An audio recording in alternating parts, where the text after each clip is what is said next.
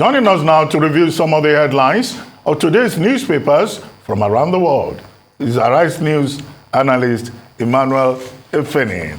Good morning, Ruben. Great Malabar. Yes. Good morning, Rufai without L. You see why I emphasize that? Yes. Because Yaya Bello was always calling you El Rufai. His governor brother, that's his name. But you are Rufai without L. Yes, Rufai Oseni. Now let's start the review with this day. Nigeria's newspaper of record. The lead story. Lawmakers lament as Nigeria's debt reaches an all-time high of 42.84 trillion naira. 36 states, FCT, owe 5.281 trillion local debt. Lagos top list with 797.3 billion naira. House decries crude oil theft. Seeks solution. Menace driving economy into coma. Lawand cries out. Assures INEC of National Assembly support to achieve transparent, credible polls next year. Buhari requests National Assembly approval for 402 billion naira to settle debt to exporters. States wants endorsement of promissory notes for Yobe, Kebbi, Taraba roads. Yes, the government said it's the federal government that is no longer allowing states to construct federal road, but these are outstanding from earlier constructions by Yobe, Kebbi, Taraba State. But the main issue, the debt situation in the country under this administration, Nigerian debt now at an all-time high. And of course, the Guardian newspaper also has that story. Federal government to leave behind 60.9 trillion debt, other liabilities in 2023. Buhari seeks Senate approval for 402 billion naira promissory notes. Federal government states more aggressive in local debt mobilization. States external debt exposure falls by 78.3 billion naira in 6 months. Local debt rises by over 18%. Of course, going by the rates at which the government is borrowing, I'm not even sure it will end, it will leave behind just 60 trillion naira debt because it has not ended as it seems. And it will continue to balloon as the government faces financial squeeze. Of course, it resorts to borrowing and borrowing. Well, some headache for the next president of this country. Now, the Punch newspaper is reporting 2023 election list.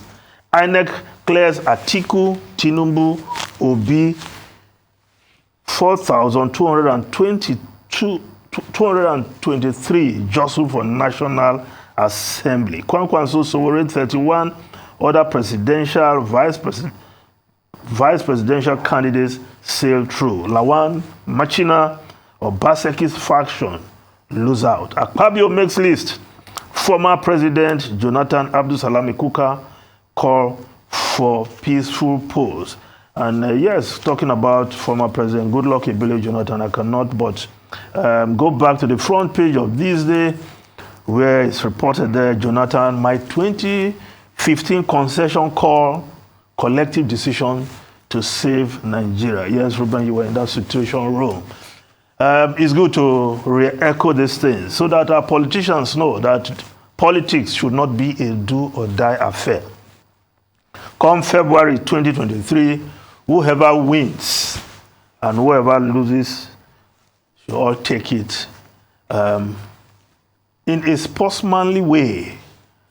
So I think re-echoing what Jonathan did in 2015, still a lesson for politicians, not only in Nigeria, but across Africa, to know how to accept the verdict of the people, no matter how you feel about it. Just to put that in context, of course, former President Goodluck Ebele Jonathan gave yesterday, he spoke on nation building, the role of elections in a multi-ethnic context. Of course, at the lecture organized by the Goodluck Ebele Jonathan Foundation. Now, the New Telegraph newspaper, of course, the same lead story, 2023 presidential poll, INEC clears Tinubu, Atiku, Obi, 15 others. Now, the Vanguard newspaper, I just keep the lead story there because it's the same running story. Below the photograph, anxiety grips Lekki residents as port project nears completion. Rich homeowners relocate from port area. Road, other transport modes coming. NPA bus. Now, does this sound familiar, Rufai? Now, remember what Apapa GRA used to be. Of course, when the tankers and trailers took over almost every space in Apapa, of course, homeowners in that area, some had to relocate. Of course, the value of property came down, empty property in Apapa GRA. Now, deep sea port, were almost completing the port. Yet the facilities that we make for easy evacuation from that port, not yet in place. And Lekki homeowners, Lekki residents just brace up for what Apapa residents once faced.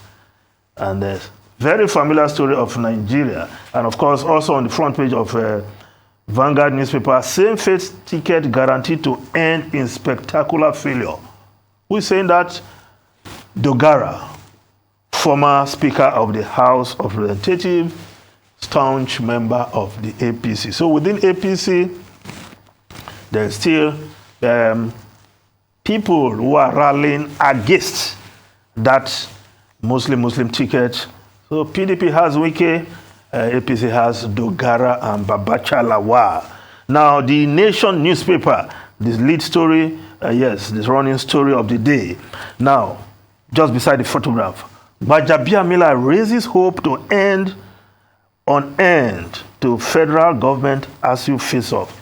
Yes, Femi Gbajabiamila, the Speaker of the House of Representatives, wading into that long-drawn dispute between ASUU and the federal government.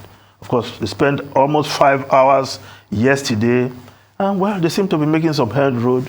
I hope that they'll be able to come to an agreement that the federal government will be able to implement so that our students can go back to their classes and ASUU go and do their job for which they were employed.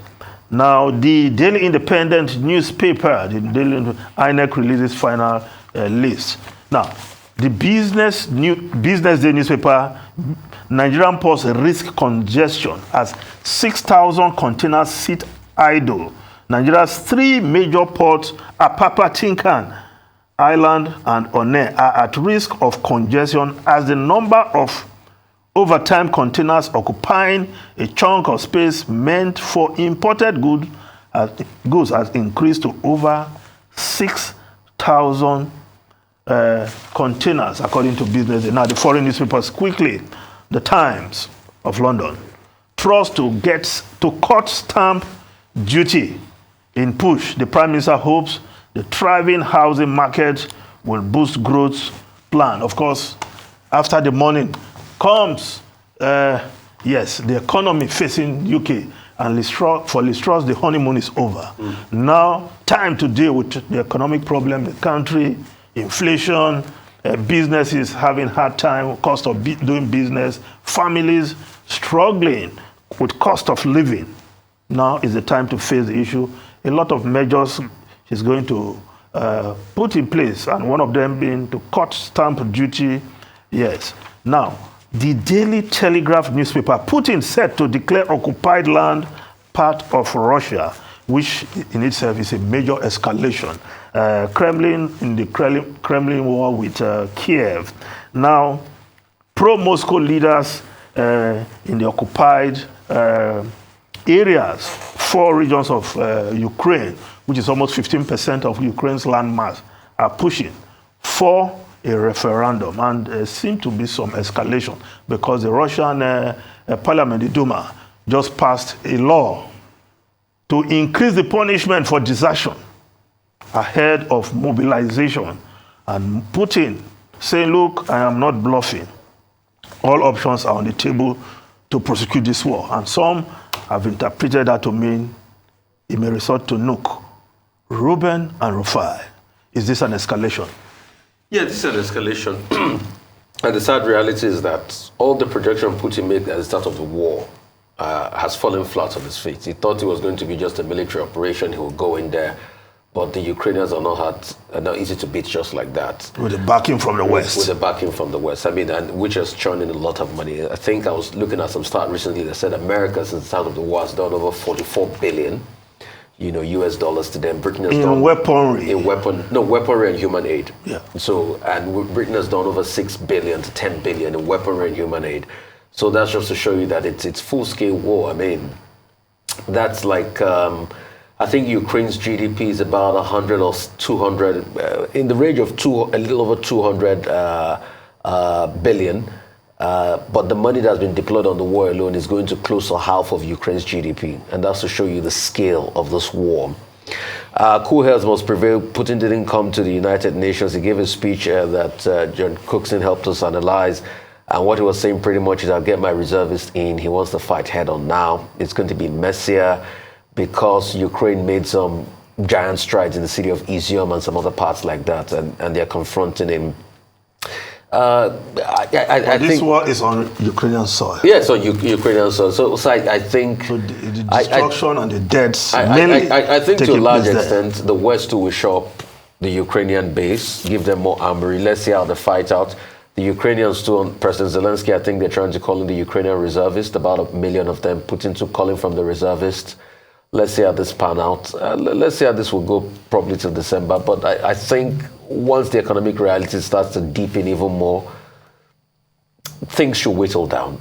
It can't continue for this long. I don't know the madness Putin is doing, but it's an ill-informed advice, really. Well, I think what's important at this point is how the international community is able to sustain its solidarity and not get tired of supporting Ukraine, considering the fact that many of these countries are also having internal challenges with gas prices, with energy crisis.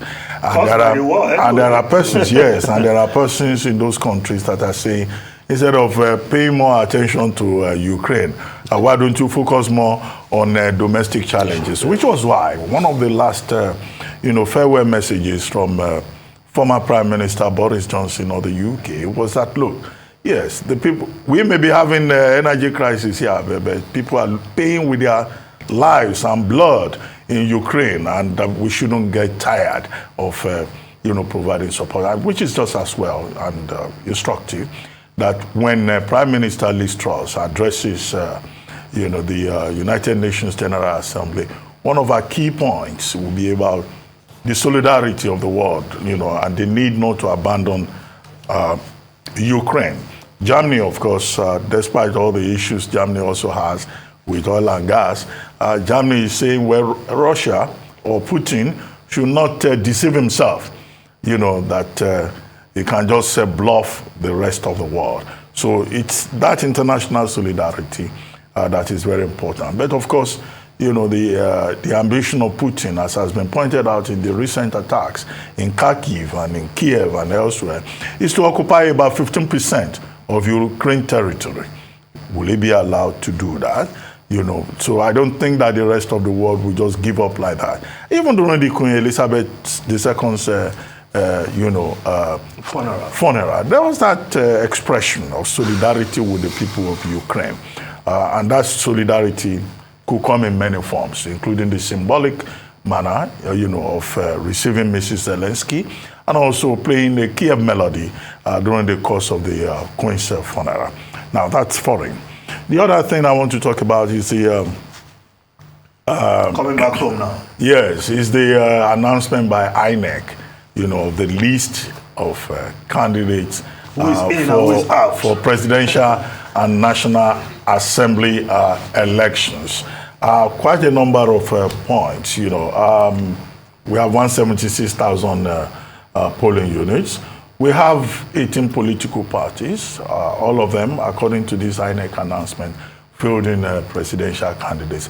But in total, we have about 4,223, or is it 323 persons? 223. 223. Yes, 4,223 persons who want to go to the National Assembly or become, presidential candidates or president of Nigeria. But if you look at this, let's look at the statistics. Over 3,800 of all these candidates taken together are men. Out of this, just about 378 or so are women. So look at a total of 4,223 for legislative seats in Nigeria. Total number of legislative seats, maybe 469 at the federal level. And you just have only 381 women from across 18 political parties. Then you also have, according to the information provided by INEC, only 11 persons, who are physically challenged or, who are part of it. Just 11. Despite the fact that, in the last few years, Nigeria has talked a lot about the politics of inclusion. And if this is the statistics at the Federal National Assembly level, you can imagine what is likely to be reproduced, at the lower level. So in terms of diversity, in terms of inclusion, the information that has been provided, should raise some concerns. The second thing, of course, is that in Akwa Ibom State, Senator Godswill Akpabio's name is there, on that list. But there were some controversies about that. I think he had a court. There was a court. He got a court on that. But in Yobe North, that's in Yobe State, Senator Ahmad Lawan, the incumbent Senate president, who had issues with his alleged placeholder, Amani, Machina. Both of them, their names are not on that list, which means, of course, that that matter has not been resolved or will not even be resolved because the deadline has passed in line with the provisions of the Electoral Act. And finally, Dumebi Kachiku of the ADC, African Democratic Congress, who, we were told was expelled from the party. By his party. Yes, but he's on the, on the INEC list. But finally, there are still litigations in court. And it is important that when those cases are resolved, that INEC would take along the outcomes of those decisions in court. But that's just, what we have for now. Well, thank you very much, Emmanuel Efeni. Thank you very much indeed.